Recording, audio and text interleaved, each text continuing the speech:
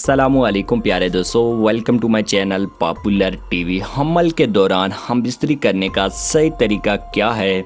बहुत से लोग कहते हैं हमें पता नहीं था, हमें बताया नहीं था।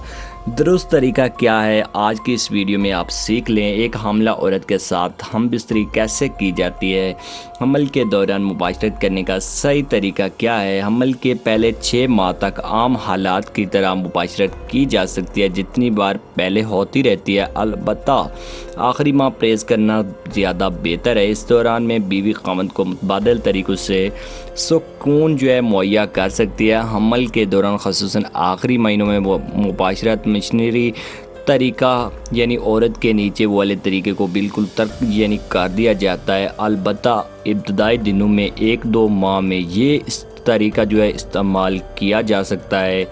हमल के दौरान में मुबाशरत की सबसे बेहतरीन पोजीशन पहलू पे पहलू है। उसके अलावा आगे पीछे और ऊपर वाला तरीका भी इख्तियार किया जा सकता है। हमल के आखिरी चंद हफ्तों के दौरान मशीनी तरीका इख्तियार करने से जुली कबल इस वक्त बढ़ जाती है और बच्चे की पैदाइश कबल इसके वक्त हो जाती है। डिलीवरी के बाद औरत के जिनसी रद्द अमल में 50% कमी हो जाती है, मगर 3 हफ्तों के बाद उसकी जिनसी ख्वाहिश वापस आ जाती है और वो नॉर्मल हो जाती है। जैसा कि पहले बताया जा चुका है कि मास्टर एंड जॉनसन के मुताबिक डिलीवरी के 3 हफ्तों बाद हम बिस्तरी की जा सकती है। लेकिन अगर औरत